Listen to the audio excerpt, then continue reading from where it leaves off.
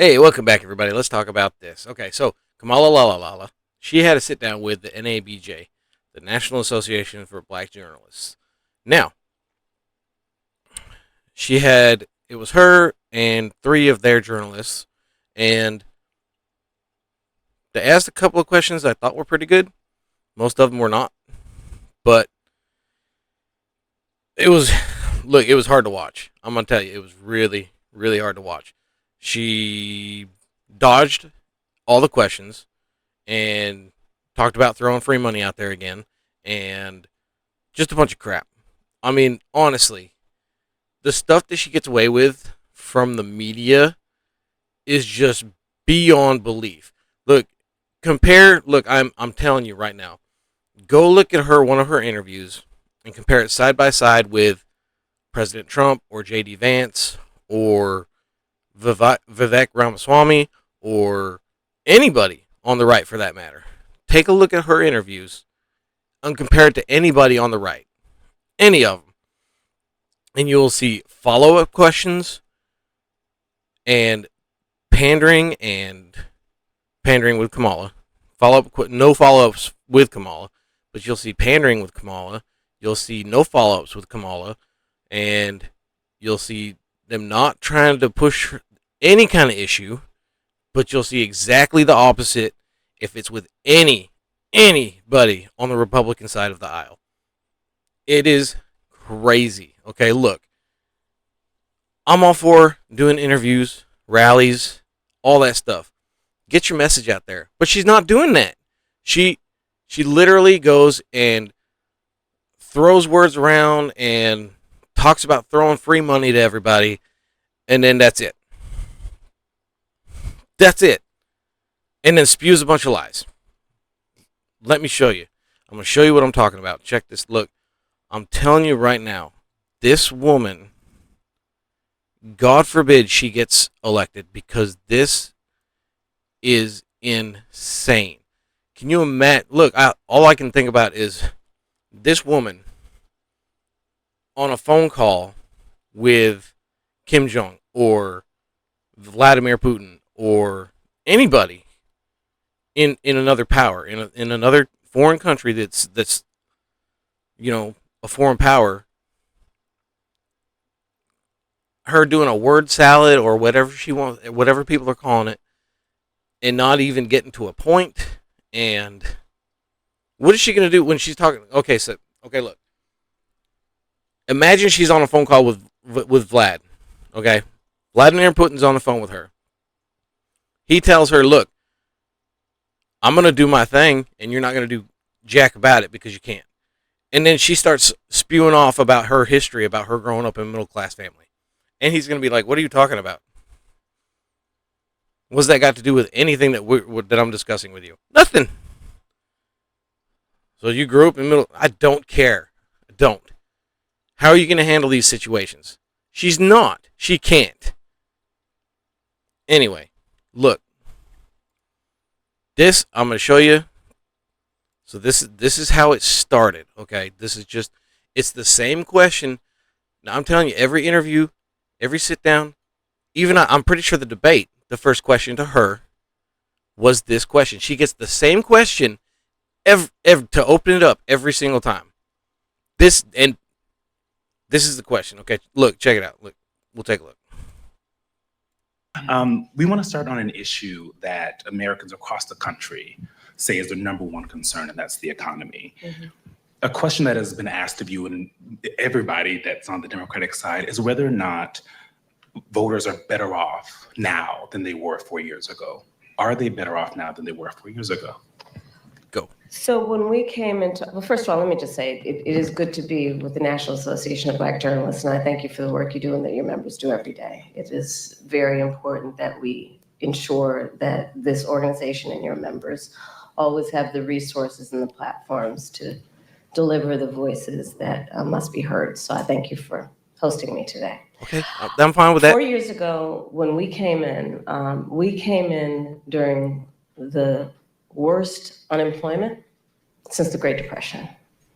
We came in during the worst public health epidemic in centuries.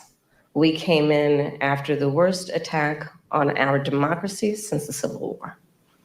Look, real quick on that little tidbit that she just said there, the worst attack on our democracy since the Civil War.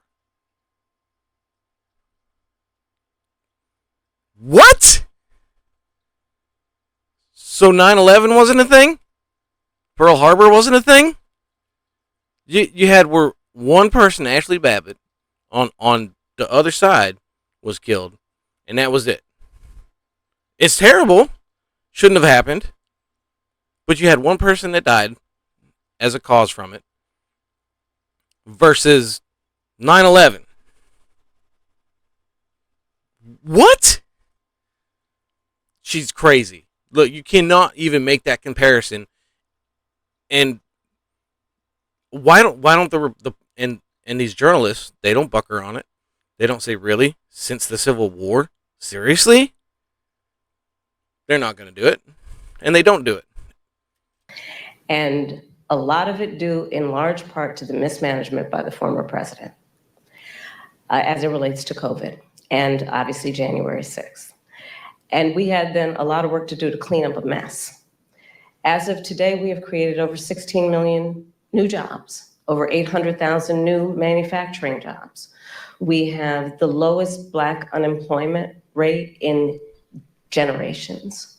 We have invested in small businesses, and they're to the benefit of many people, but including Black small businesses, some of the highest rate of creation of new Black small businesses in years.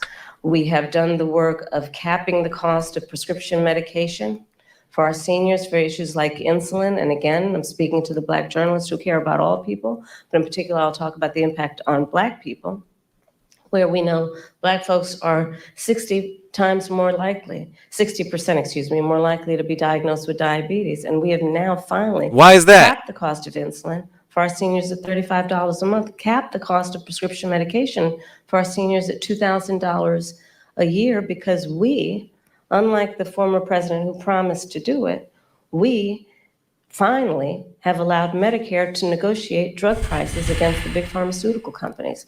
And these are just some of the accomplishments. We're now is the price of two and a half minutes into yes. this after the question was asked. Do we have more work to do? Yes. And I will and tell she hasn't you, answered the I question. do believe that I offer a new generation of leadership for our country that is about, in particular, turning the page on an era Oh my gosh. that sadly has shown us attempts by some to incite fear, to create division in our country, and to do the work that is about bringing some level of optimism and, dare I say, ambition about what I know is possible in our country. And so my plan for the economy includes what I imagine and believe and call an opportunity economy. What we can do to grow an opportunity. We're over 3 economy minutes now. She still hasn't answered the question. Where all people have access to the resources to compete, to apply their incredible work ethic, their ambition, their aspirations, and their dreams, and actually not just get by, but get ahead. And I can talk in more detail about it, but specifically, I'll mention a few things. Yeah. One of the big issues that affects people right now in terms of the economy and their economic well-being is we have a shortage of housing supply. What? It's too expensive. People can't afford to buy a home. You know, Why is that? Where they had the ability to somehow believe Look, in people. And I recognize that. So my approach is a new approach, which is to say, let's just take this and deal with it head on. And part of my approach is to say, I'm going to employ and engage the private sector, in particular home builders with tax credits, to give them the incentive to create new housing, 3 million by the end of my first term, and understanding that not everybody is, handed a silver spoon, but works hard and is trying to save up for a down payment. Part of my plan under my opportunity economy is to give first-time home buyers a $25,000 down payment assistance so they can just free money. Foot in Here's the door your free money. to be able to go buy a house with $25,000. Free money. Where's the money coming from? Opportunity to build intergenerational wealth. And here's my personal experience coming at that. I grew up a middle-class Oh, kid, God. I don't need to hear about and your, it was your by family her upbringing first again. home. And I know, and I identify with, I know where so many people work so hard and should have the opportunity, please, I'd like to add their foot in the door, so hard, and should have the opportunity to just get their foot in the door. Again, so it's not just about getting by, but getting ahead, please. I'd like to ask you more about the opportunity economy. No, because we already know all about that. She wants to give people $25,000 to buy a home, which is gonna skyrocket the home prices even further.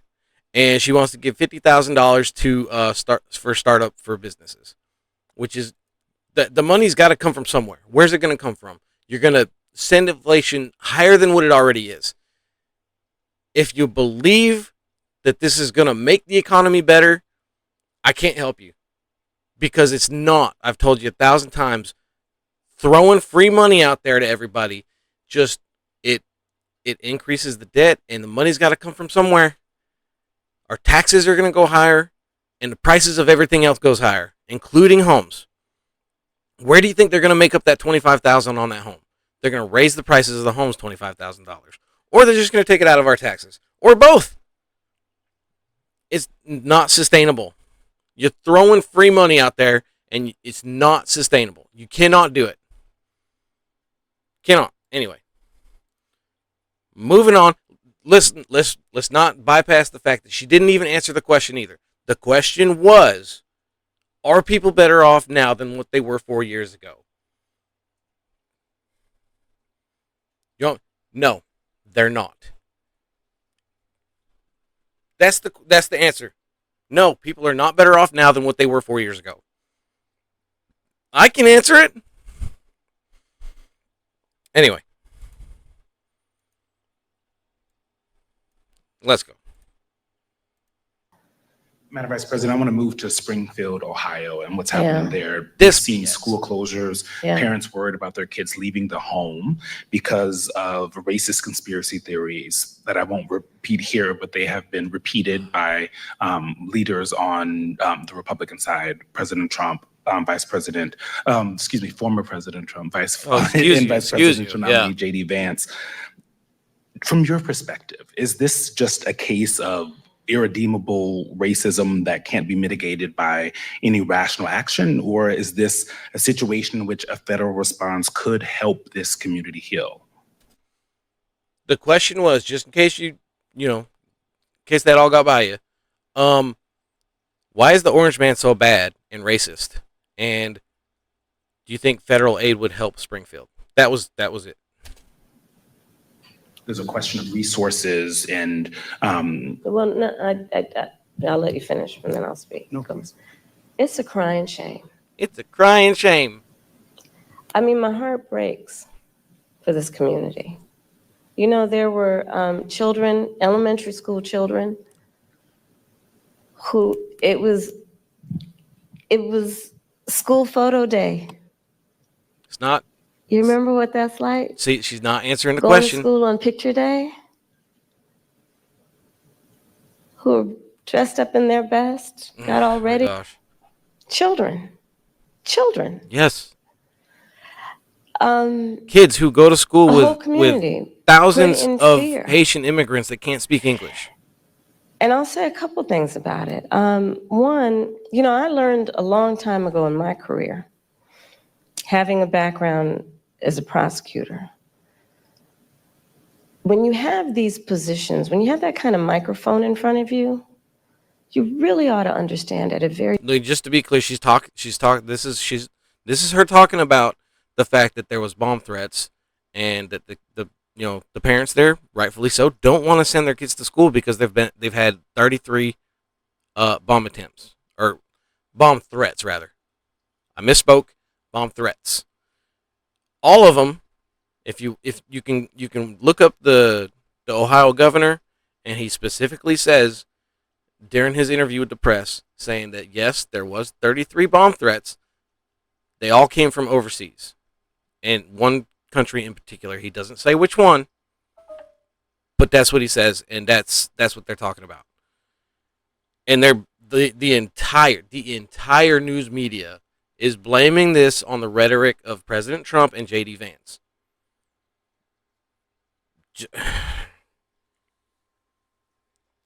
And it's because J.D. Vance and President Trump have both come out and said, yeah, the cats and dogs thing, I've said it before. I wouldn't have rolled with that statement. There's other ways to bring, look, they want to bring to light what is happening in that town. And I understand that. But you can go about it a different way. And I think J.D. Vance explains that better than what President Trump does. That's just me. But they're trying to bring light, and it's not just in Springfield, Ohio either. It's happening all over the country. I read a story yesterday about a city in Alabama that is having the same issue. So it's not just happening in Springfield, Ohio. It's happening all over. So that's what they're talking about. Very deep level, how much your words have meaning. I learned at a very young stage in my career that the meaning of my words could impact whether somebody was free or in prison. Really? Like the rhetoric that your entire party uses against President Trump, and why he's had 2 different assassination attempts on him now. I say 3. I was acutely aware, but there's that my words 2 could that move they're going to claim. markets. When you are bestowed with a microphone that is that big, there is a profound responsibility that comes with that. That is an extension of what should not be lost in this moment, this concept of the public trust. To then understand what the public trust means. It means that you have been invested with trust.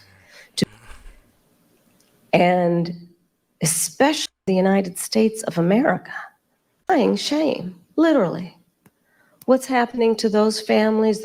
What is happening in terms of, look, you say you care about law enforcement resources being put into this because of these serious threats that are being issued against a community that is living a productive, good life before this happened. That is not true. It's a bold, outright lie.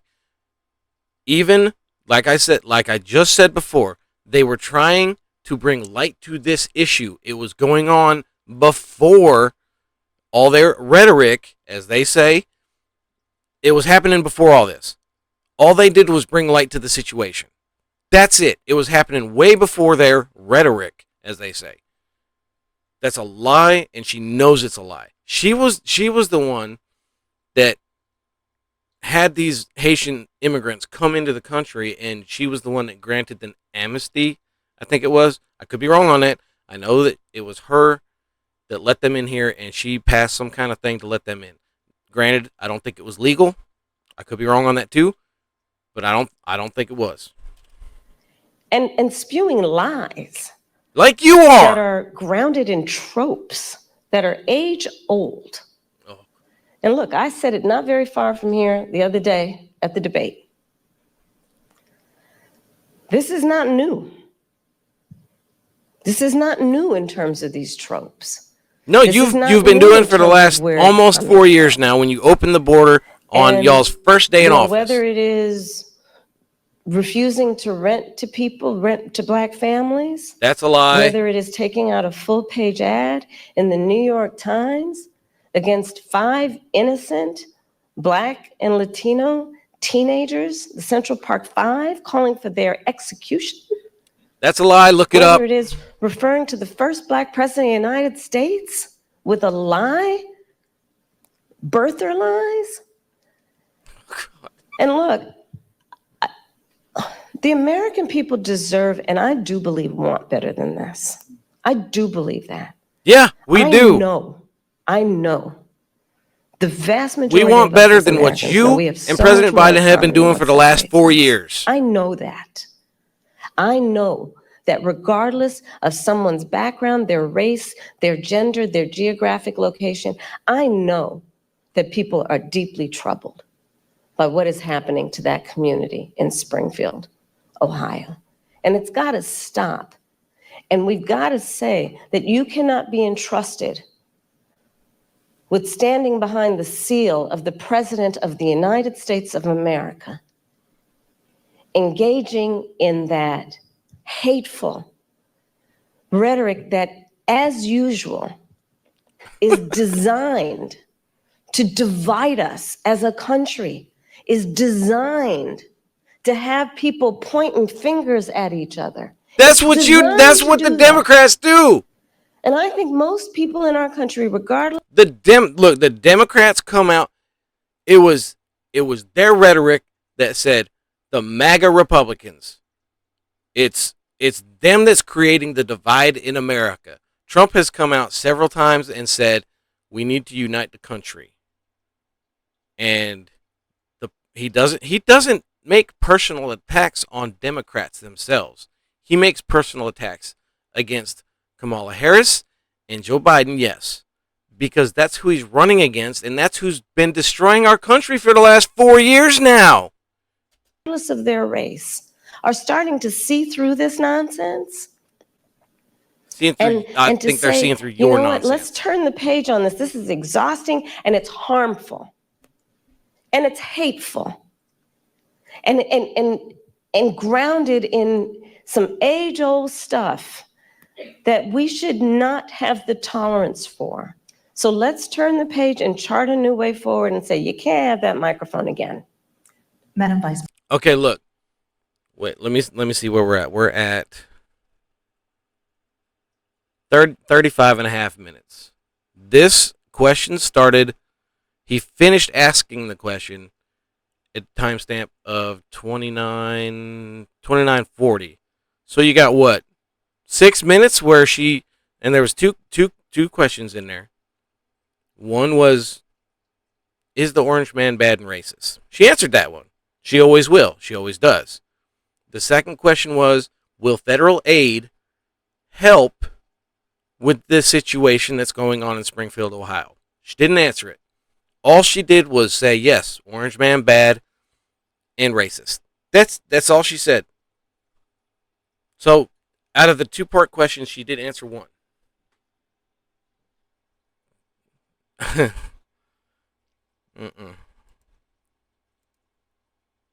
All right. Moving on. Oh, gosh, I can't. If this doesn't infuriate you the way it does me, I don't know what to tell you, because I don't know. Anyway. I'm switching gears again. Okay. Quick question. I want to talk to you about gun control. So you've said you support an assault weapons ban and universal background checks, and we actually learned during the debate that you are a gun owner. Mm-hmm. But in cities like Philadelphia, handguns are responsible for most homicides and violent crime. Yes. The most recent FBI data shows handguns were involved in 59% of murders in our Yes. country. How will you address the issue of the use of handguns? Because a push for an assault weapons ban only addresses a significant but small part of the problem. Because she doesn't want to get rid of just assault First of all, weapons. yes, She I wants am a to gun ban owner, all and of them. Tim Walz is a gun owner, and we're not trying to take anybody's guns away from them. That's a lie. But we do need an assault weapons ban. No, we Assault don't. weapons are designed to kill a lot of human beings quickly. What's an assault and weapon? have Assault no weapons place ban, and have yes. no place. I'm going to It's a very broad term. What is an assault weapon? Define it. Go. You can't, because you don't want to, because you want it to be broad, because you want to take away anything that you think could be classified as an assault weapon. It's a broad term, and they never define it because they don't want to. get to it. Yes. And have no place on the streets of a civil society. We need universal background checks.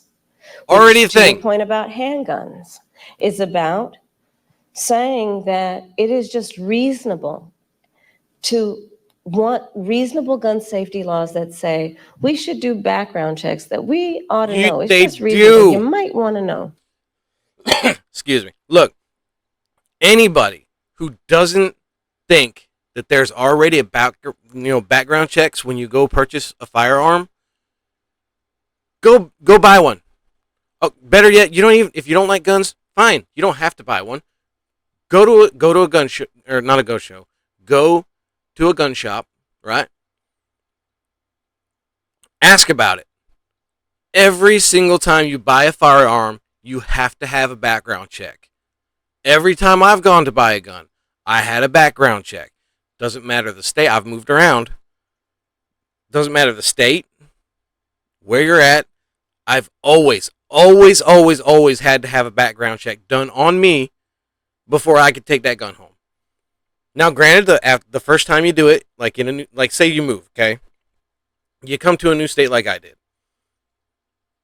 I had to put in another background check, just like I did before. But because I moved to a different state, it took a few days for it to come back, which is fine. I'm fine with that. After that, the state already knows that you've purchased one before. As long as you don't have anything else that comes up on your record between your last purchase and your new purchase, really it's fairly quick, and you can take the gun a lot quicker. That's it. You still have to have one done every single time you purchase a firearm. Every time. Universal background checks, they're not called universal background checks. It's just a background check, and it happens every time you purchase a firearm. Don't believe me? Go buy one. Or at least go to a gun shop and go through the process. You don't have to actually buy the gun. You can still go through the process. It is already a thing, and they keep pushing this lie that it's not. Before someone can buy a lethal weapon, if they've been found by a court to be a danger to themselves or others, you might just want to know. And respectfully, we do understand that. But already a thing. I'm asking specifically about handguns, because many of those handguns aren't purchased in places. Checks Yes. apply to handguns. Yes, Yes. they do. But in And many instances, those handguns aren't even bought lawfully. Yes.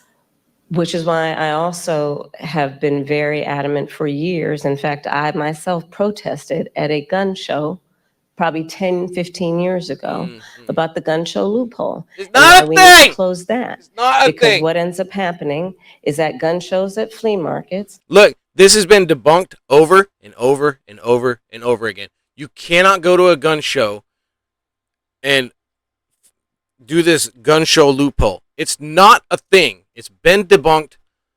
I don't even know how many times. Ever since, it was so long ago. Who said it first? I don't even remember. It's not a thing. You can't go to a gun show and just buy a weapon, buy a firearm without having a background check. It's not a thing. You still have to have the background check. Another lie. Gun dealers are not, under existing law in the past, required to register their sales. And so Lie. you are exactly right that a lot of homicides, for example, a good number of them, I don't have the statistic in front of my mind, are committed with illegally purchased guns. And that's why we need to address each entry point in the issue, including universal background checks, closing the gun show loophole, and what we need to do as a general matter to focus not only on reaction to crime, but prevention of crime. So you're raising a very important issue that has many facets, including what we need to do in terms of reasonable gun safety laws and what we need to do around crime prevention, what we need to do around crime deterrence. But listen, I have personally prosecuted homicide cases. I have held the only one to talk to Kamala, respect that often their son, seriously. It's about everyday gun violence in America. It's real. It has had an untreated, losing their children. You have to have a whole Gun violence, universal background checks comes up, and a ban on assault weapons. Are there other solutions that you're also thinking about that will get at this issue? She just after this she just spews a bunch of nonsense again. Like she talks in circles after that, and I don't. If you want to go watch it, that's fine. You can hear her response to that one. I don't need to hear it again because like I said, she just talks in circles after that. So I'm fine with just skipping over that. Let me show you. This is the closing little question that he had for her. The guy on the end, uh, and uh,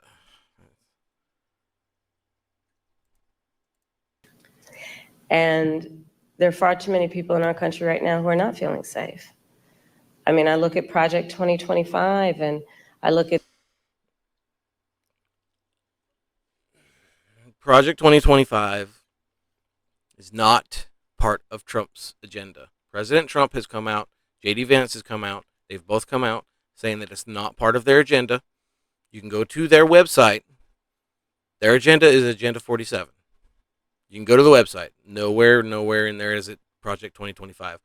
I get they spew this lie out every single time one of these Democrats talks, whether it be Kamala, Hillary Clinton, um, Walls. I mean, every single one of them, Pelosi, all of them. Every single as soon as one of them gets in front of a camera, they cannot help themselves but spew this lie that Donald Trump's Project 2025 is not his thing. It's not his. I can't. It, it gets me. It gets me mad because every single, like I said, they cannot help themselves but throw it out there every single time they get in front of a camera. They cannot help themselves. They know it's a lie and they're throwing it out there anyway because he's come out. I think every single time I've seen JD Vance or President Trump on the TV or on social media or anything like that in front of a camera, every time, and they get asked about it and they say it's not our thing, we have nothing to do with it, and they still push this crap out every time they get in front of a camera. you know, like the Don't Say Gay laws coming out of Florida, members of the That LGBTQ. that was another lie. That was that was that was Ron DeSantis in Florida saying that he didn't want his schools having these very explicit books in the libraries where kindergartens are in, and they didn't want, you know, the whole trans agenda and gay agenda going into the schools. And then they called it the Don't Say Gay bill, and that's not even what it was. Look it up. It's not what it was called. It's what the Democrats put on it and ran with. It's not another lie. Community don't feel safe right now. Immigrants or people with an immigrant background don't feel safe right now. Women don't feel safe right now. Yeah. Yes, they do. And so, yes, I feel safe. I have Secret Service protection, but that doesn't change my perspective on the importance of fighting for the safety of everybody in our country, and doing everything we can to, again, lift people up and not beat people down so they feel alone and are made to feel small and made to feel like they're somehow not a part of it or us. Okay, look, I'm just gonna keep spewing out my same talking points over and over again because everything they say every time she gets in front of a camera, it's the same old BS. She rambles on about her upbringing and middle class family, and you know, it's just you can't. Anyway, so look, and I'm just gonna put this out there too, and she look I'm not gonna say it. This is just kind of me looking like, you know, a little curious about it, I guess. She's got those same earrings in again. If you're somebody in the position of Kamala Harris, you've got all this money and prestige and everything else, okay? That's like what, four, including the debate. That's like 4 times that she's wore those same earrings. You know, with the little pearl thing with the 2 little loops that go behind it. Not saying it's not. I'm not saying that's what it is. But she's wore the same ones for the last 4, you know, little sit downs that she's done, including the debate. I'm not saying it's a little Bluetooth earpiece. I'm not saying it. But it's a little weird that she's wearing the same earrings for the last 4 little, interviews slash debates that she's done. A little strange to me. Anyway. All right, so just look. So she was asked a bunch of questions. She answered one. The one question that she answered was, Orange Man is bad. Right? Of course she answered that one. She can. The rest of those, she didn't answer a single question. All she did was spew her little thing about throwing free money out there. The whole interview, the only thing she said was, I'm going to give $25,000 to first-time homebuyers, and I'm going to give $50,000 to people who start businesses. That's it. Her free money. That's her whole agenda is free money. I'm going to give out free money and wreck the economy some more. That's her whole spiel. I'm misspeaking all the time now. Look, it's getting late. I'm getting frustrated. I'm misspeaking. Anyway, that's it. That was her whole thing. She's doing another one tonight with Oprah. I'll try and get another video up on that before the weekend's over, because weekends are busy for me. Anyway, appreciate you hanging out. I hope you enjoy the rest of your night. Thanks again.